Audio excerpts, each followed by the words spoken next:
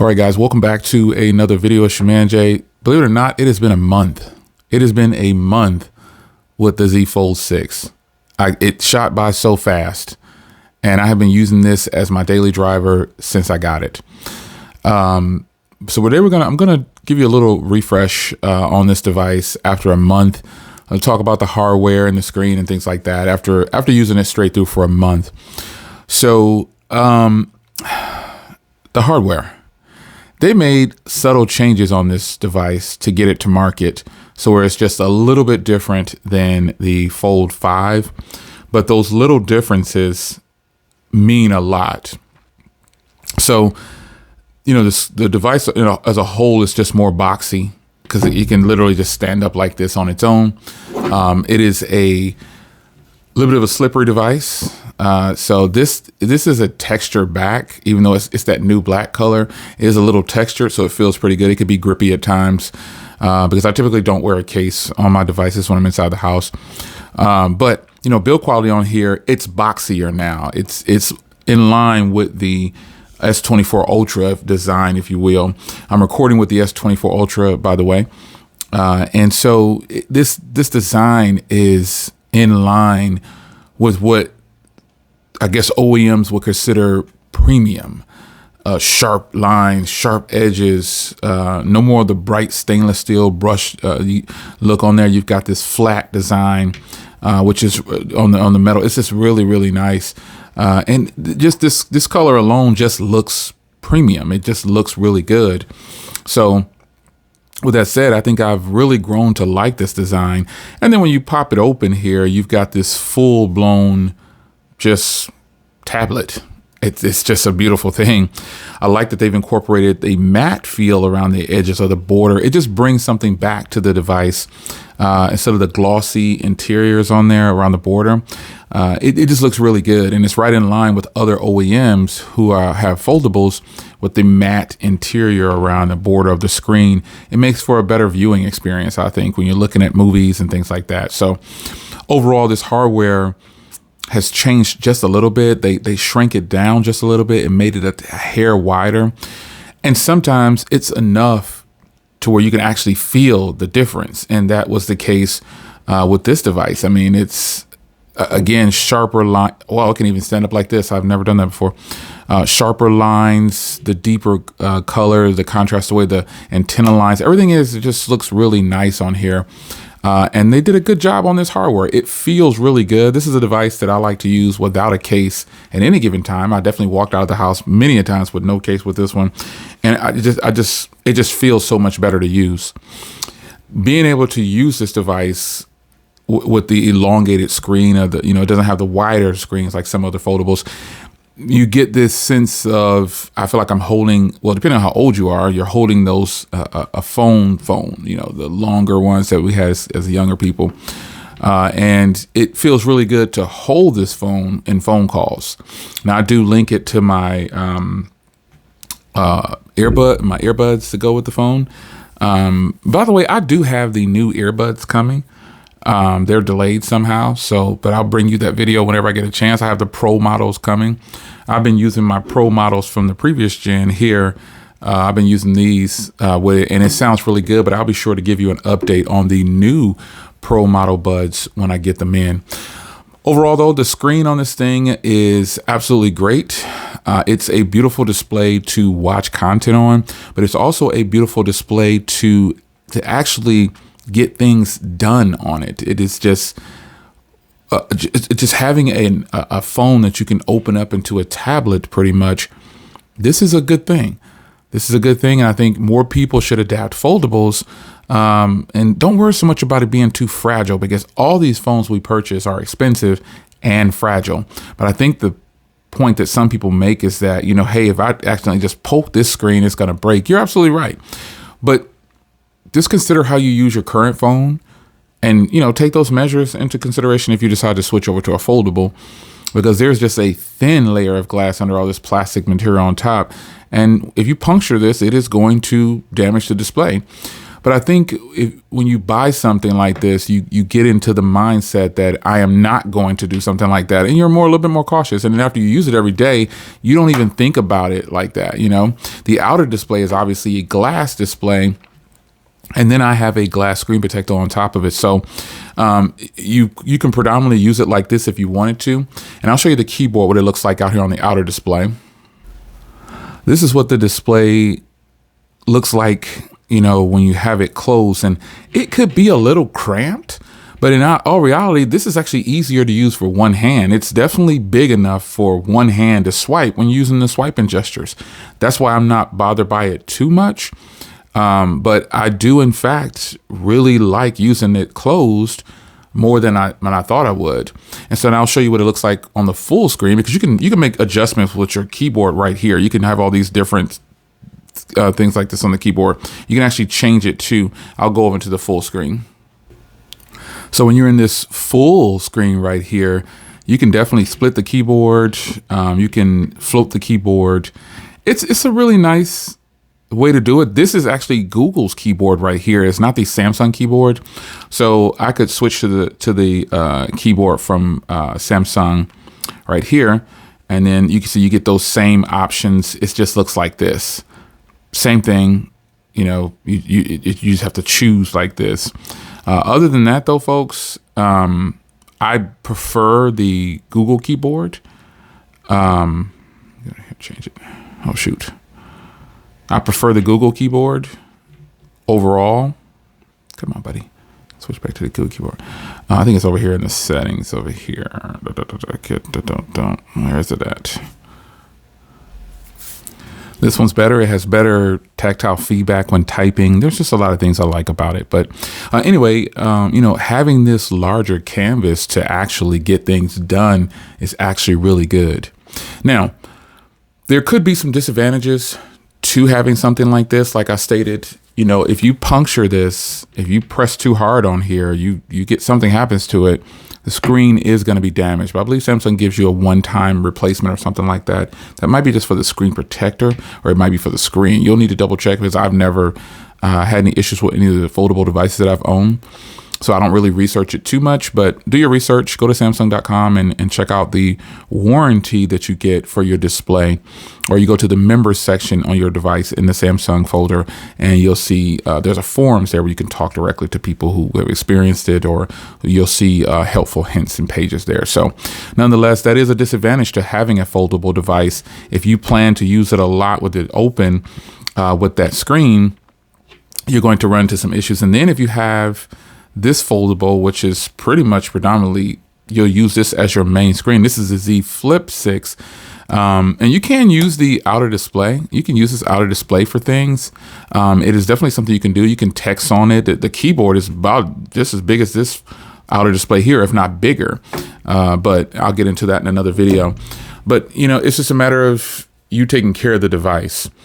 So the screens, though, aside from them being, this inner display being, a little bit, you have to take care of it. It is beautiful to watch content on. It really doesn't get any better than having a foldable device that you can pop open and watch a full screen video of anything that you like. I personally like to watch things on this display in full screen if they're filmed properly.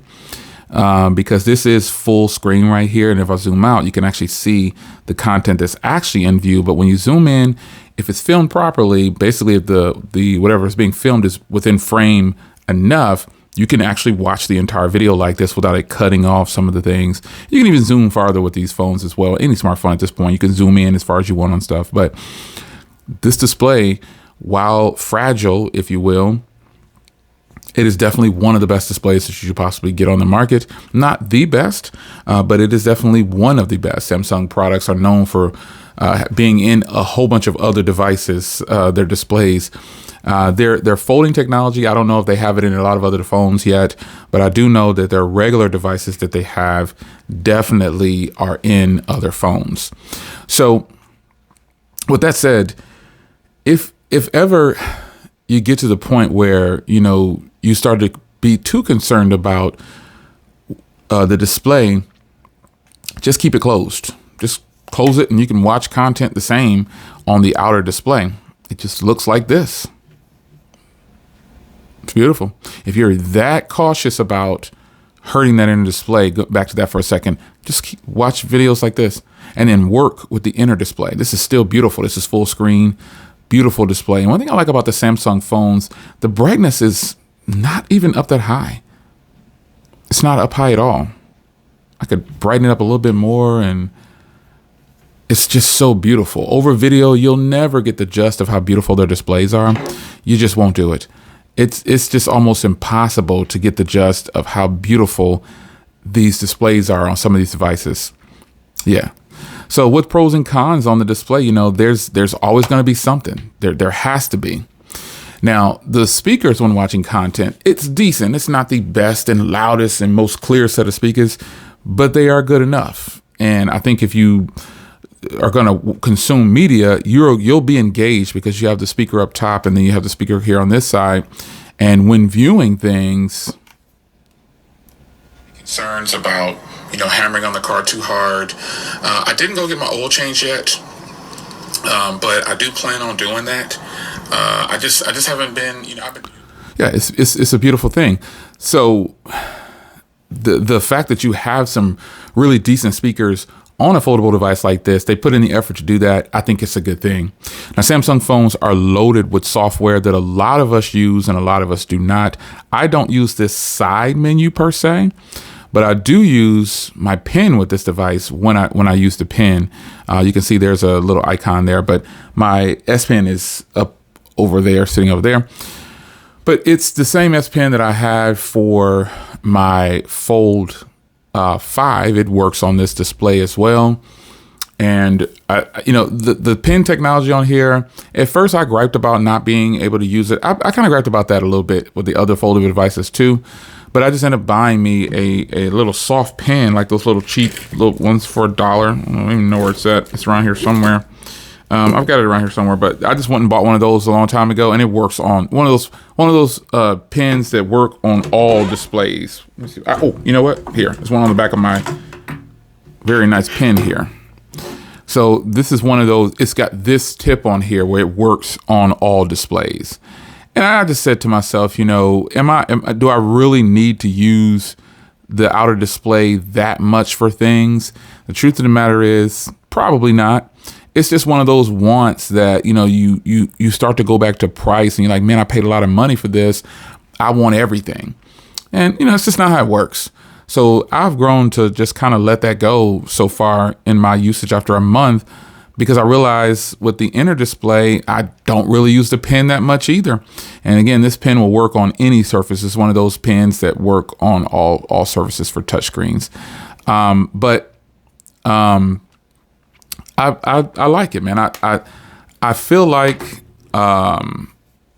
you know, was a con, but it's not anymore. The phones are so feature rich with software, you really don't even need a pen per se. And I think you can still move through. There's so many features and options on Samsung phones with One UI. It's more than enough to get whatever productivity needs you have done. So some complaints that a lot of people have is that some of the other phones don't have DeX, but this phone does have DeX. And, you know, I don't know why they don't give DeX to the Z Flip lineup. I have no idea why they don't. It's very strange, but it does not have DeX for some reason. But it's clearly shown here. I've done wireless DeX. It's on the S24 Ultra. It's on all the phones, pretty much except for the Flip lineup, the Z Flip lineup. So why they don't do it on that lineup, I don't know. But this phone has DeX. It has wireless DeX. It has the hardwired DeX. I have monitors that can work with DeX. I have laptop replacements that go with DeX. I have a ton of things that work with DeX with this device, and it will turn this device into a multimedia king. The productivity goes through the roof with DeX. DeX is a slept on feature. I admit I don't use it very often. But when you're using, now the disadvantage that I found with DeX is the latency when you're using it wirelessly, bars. When I plug in, it's full throttle, obviously. It's a hard line. But when you use wireless DeX, no matter which device I've used, it's not to my standards. I'm not saying that it's horrible, but I'm just saying wireless decks for me, the latency is still not where I would want it to be because I want to flow through things. And with a device being this expensive, I would assume, hey, this is going to flawlessly work. And it's not flawless. It's not horrible, but there is a little bit of latency when you use wireless decks. Depending on your tasks, you might just want to go ahead and plug in hardline that thing and you'll be good to go. You can plug dongles into this Type-C port. I've plugged in fiber, like my fiber internet. I have an adapter to plug in fiber internet. It is blazing. I'm getting the full 1 gigs I get up and down on my hardline that I have plugged up here. This does have, let me check and see if this has Wi-Fi 7. I believe it does. The Ultra has Wi-Fi 7, and I have a Wi-Fi 7 at the house and Wi-Fi 6E. So let me just double check. Yeah, there's no Wi-Fi 7 on this device. I would think so, though, because I'm linked to my Wi-Fi 7 router. As you can see here, it is getting up there to almost a gig. It's going. It did pretty good. I get 683, which is phenomenal when you think about it. I'm going to try a different speed test server and see what it looks like. So yeah, it gets up there. This one will do uploads right here. You'll see it'll do uploads. So you can see. Normally, that's ridiculously fast right there. 700 up and, 700 down and 500 up over wireless with 6E is obviously that's good enough. All you need is about 25 up to stream a good stream, and this is pretty much okay. Yeah, 690. It's killing it. So, yeah, this is a given that it shows that even though this doesn't have Wi-Fi 7, and the Wi-Fi 7 signal would be right up there. It doesn't have Wi-Fi 7, but you in fact do get some serious speeds through Wi-Fi 6, or 6E, I should say. And there's a little 6E right up there. But I'm going to change it back to my mesh system because I only use that system predominantly when I'm in this office because I have the Wi-Fi 7 router right here. But my mesh system is 6E as well. It's just that it's a wide spread. So yeah, man, I think if you're into something that you need the productivity, the software, the performance, there's really not much to say about performance on this device because it's running the latest processors and everything. So the regular consumer doesn't really care what processor's in here. They want their phones to work, and they want their phones to work when they want them to work. They don't want to have to wait on things to happen. But a lot of times, if you're over 5G, it's your network. And if you're over Wi-Fi, it's your network. If you're not getting the speeds that you want, the processors are going to bang out what it needs to do. But a lot of the tasks that we do now are oriented from the internet, like their streaming services and things like that. So this device can handle all of that. The performance for day-to-day tasks, social media, and all these different things, it's fine, man. There's nothing that this device can't handle for day-to-day tasks. And day-to-day tasks for a lot of people are just social media content.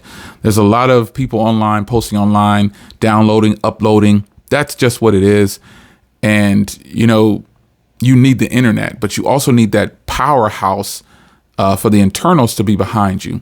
And this has all the RAM that you need for a device like this. There's nothing wrong with having more RAM, but it has a big processor and big RAM inside, and it's really good. So I want to talk about the cameras here. This is a video that I recorded with this particular device of my Tesla Model S Plaid. I have a video I'm working on for the Tesla Model Y, that's why I'm thinking of that one. But this is my Plaid, and I recorded this with it just to test out these cameras. Sorry about that. I record now with my Samsung phones, my Apple phones, and my iPhone 15 Pro is what I record a lot of content with when I want really good HDR. I still don't trust Samsung's HDR content. It just doesn't look right to me. Even with this device, I still don't think it's really good. And I don't use it on the S24 Ultra anymore either. I tried it with the S24 Plus, which I do have There's my plus set. Yeah, here's my plus.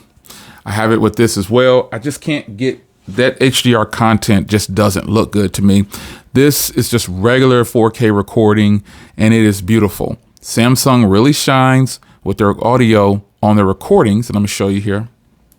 So I decided to wait.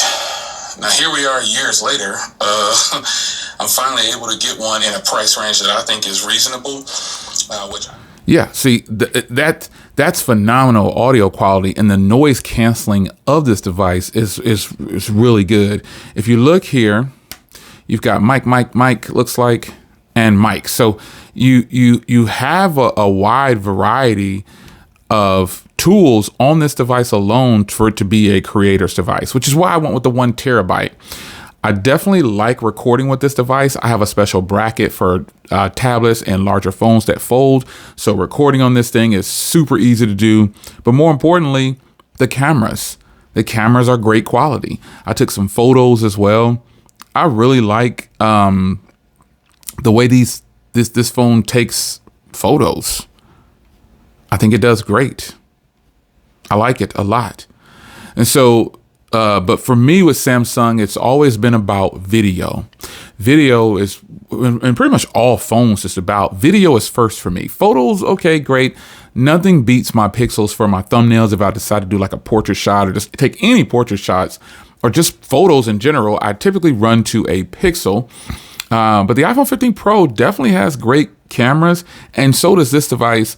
The S24 Ultra, which, reminder again, I'm recording with the S24 Ultra. It takes great photos as well. So I kind of, when I started this video, I said I was going to talk about some pros and cons. That is probably something that I consider a con, because it doesn't have the cameras of the S24 Ultra, and it should. It should have at least the same set. Again, based on price, it should have it. There's really no reason why it shouldn't, but it doesn't. But for what it's worth, you see this thing still produces phenomenal video, and I have nothing to complain about. Now, when you go into the cameras, as far as quality goes, when you go into the cameras, I frequently have on the front screen like that right there. Oops, I turned it off. Sorry. I turn on the front screen because I can vlog. There's the S24 Ultra. But I love having that on. And another aspect ratio, I love to record in 6:7. I think this is just the best way to do video when you have a folding device. But a disadvantage, I gotta say it, I would record more in this orientation here for folding people, for people who have folding phones. I would do a lot more in this orientation for you in this setup 7:6. But as you can see here, you can only record in full HD 30. Why they do that, I don't know. I just don't know. You can still do that with your camera. I don't know why, with your viewfinder. I don't know why they do it like this, where they only allow you 1080p 30. It's a little frustrating, but it is what it is. So with that, if you want to do anything different, you have to go to this, and that's just the way it is.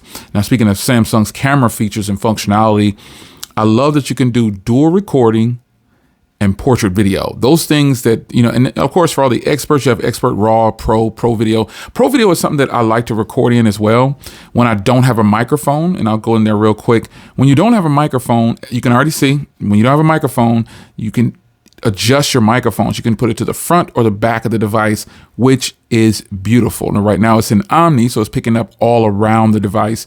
But this is a beautiful thing, folks. I love that you can do this, and you can go all the way up to 8K 30 in Pro mode. Now, there's really no reason to do 8K if I don't have an 8K monitor to watch it on, but the point is, you can do it. Now, another thing that's sometimes overlooked, let's go here for photos 4:6, is this option right here, where you could change it to 50 megapixels.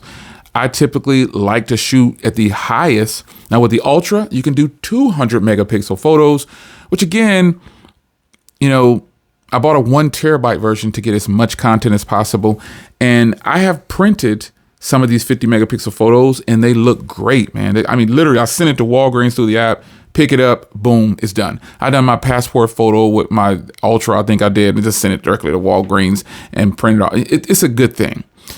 So, the cameras on here, they show improve. They can do 8K video at 30 frames per second. And what happens is when you do that, you end up downscaling. Like I would suggest if you're going to record in 8K and just want the best footage possible, when you export it out, downscale it to 4K. You're going to have crispy video like on Sony cameras where it really shoots 6K, but it scales it down for better quality. Yeah, I think that's a hot thing to do. So the last thing two more things I want to talk about is battery life. Battery life on here, now the device has kind of settled in and it's getting my regular routine. My battery life, I can make it through a full day. And I mean a full 24-hour cycle. I don't typically charge my devices like when they don't need to be charged. I'll run it down to 20% maybe, or when it comes on, I'll just plug it up and just leave it alone and let it sit. That is what I like to do with my devices. And I think, some people have to plug in at at night because they got to start their full workday where they're leaving the house a lot more. Then yeah. But even so with that, depending on what you're doing, depending on how hot it is outside, you should be able to make it through a full day battery use. You should be able to. So we're going to scroll down here to the battery. Device care. Let's optimize it real quick. I optimize the device all the time. Also, you should reboot your phone at least within 24 to 72 hours. Reboot it once. Clear out some resources and you're good to go. So you can see here I have 12 gigs of RAM, 1 terabyte of storage with almost 80 gigs taken. And that's just going to be video recordings that I do. But yeah, this is what it is. And you can see my battery here. It's saying pretty much at 70% left, I've got just over 20 hours left. And that's just based on the usage for me, for the way I'm using this device. That's just how it is.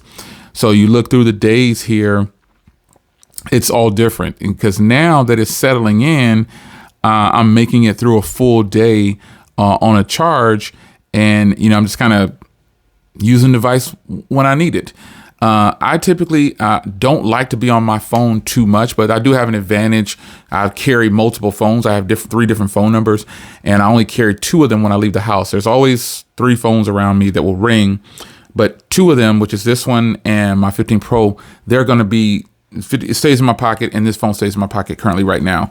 Until the Pixel 9 Pro XL arrives, that is when I'll probably switch my main SIM card over to that device and start kind of that reviewing process to that one. And then move this one to my third SIM, because my third SIM is my Fi line. And so it just rings on occasion for business purposes, but never do I really do too much on that phone for texting and all that stuff. It's just phone calls on that device. So I'll probably slide this one over to that one, keep using it for some media consumption while I'm trying to get at least 30 days straight in with the Pixel 9 Pro. XL, because that's the one that's coming first. So I'll see how this works out. But nonetheless, the battery life is great for what it is. Do I want more battery life? Of course. I would love, and again, getting back to price, I would love for them to just stuff a 5,000 or even a 6,000 milliamp hour battery in here, come up with the technology to put it on both sides of the screen, a display on the internals, and then give us a 6,500 milliamp hour battery or something of that nature, to we can definitely make it through easily through 48 hours. It's totally possible. There's no reason why we can't. But again, the way technology moves and the way companies move, they want to be profitable first. They're not going to give us everything we want up front. This is the part of the game. Buying into this is what you got to deal with. Small incremental updates. Then they say it's innovation. And then finally, at some point, when you're getting to what you're wanting from the company, they've already started on something that's going in a completely different direction. And then these phones become obsolete. Or what you wanted becomes obsolete. So anyway, the last thing is price. This phone is not worth $2,200. Let me go into my Samsung thing here, the store. You can still save up to $1,500. Wow. $1,200 trade in. Wow, they're still doing it. So hit the link in the description if you really want to get a Fold 6, because what I was going to say is this phone is not worth $2,200. if you do like I did, I went with the terabyte. I came right down here and went with the terabyte. As you can see here, it is $2,260 before taxes, which makes it about, for me where I live, approximately. I'll just tell you what I would have paid. What I would have paid. Calculator, 2260 times 8.25% plus 2260. Almost $2,500 is what the Fold 6 would have cost me with no trade-in, just buying it straight out. And obviously it's not worth that. So you have to, be mindful of, what you're getting into with these devices. Try to do those trade-ins. And let's go down to trade-ins and let's just see here. Samsung. Here are the trade-ins. $1,200 for the Fold 5 still. That's really good. $1,000 for the Ultra. Wow, they're taking the Ultra back. See, that's what I don't understand. The Ultra is brand new, but they're wanting to take it back for $1,000 already. I just don't understand that. No one's going to be doing this, so I don't know why they have that there. But still, they're giving $900 for the S23 Ultra, $900 for the Fold 3, and $1,000 for the Fold 4. So this is why I said, if you have any of these other ones, man, you're getting, and those are promotional prices. Let's go to Apple people. Yeah, $1,000 for the 15 Pro Max. No one's giving up their 15 Pro Max for a Samsung. They don't have to be mad at Samsung or Apple or something. And the Pixel Fold, they're actually giving $800. I can't believe they're giving but the regular price, they're saying that they will only give you $20.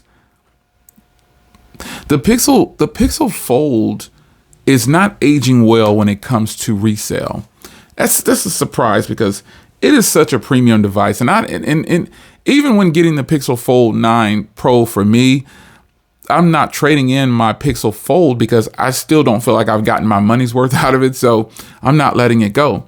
The most they're willing to give is $800 for that device. And I think it's worth more than that. The hardware alone is worth more than that. So nonetheless, let's get back over to the Fold 6. You can still get a great deal on this device, depending on the device that you have. Some of those trade-in deals are kind of, I don't know, it's kind of shaky. I wouldn't do it. But if you have a Fold 5, a Fold 4, just any of the Samsung products, they're giving you a lot more money that you can ever make when trying to sell it. So with that said, this phone is not, this 1 terabyte that I have is not worth $2,500, but it is worth the $600 that I paid or whatever I paid for. I think I paid $600 or something like that. It's worth that with that trade-in. And then you roll it back and somebody's going to say, well, what did you pay for your Fold 5? My Fold 5, I paid, I don't think I had a trade-in with that. And I think I paid, I think it was like $900 or something like that with discounts and stuff like that I had. So I don't feel like I lost it all because I really like the devices. And, to be fair, my Fold 5 paid for itself within the first week of having it because of the revenue on YouTube. So it really didn't matter to me. I was going to trade it regardless. But, going to the final thoughts here, price, yeah, we know it's not worth it. That's a huge disadvantage, but if you can get a trade, go for it. But reality is going from any of the other folds to this one, it's a win when you have the trade-ins. But should you do it, that's up to you to determine. Initially, I said no. I saw the trade-in values. I was like, you know what? No one's going to ever want this device back.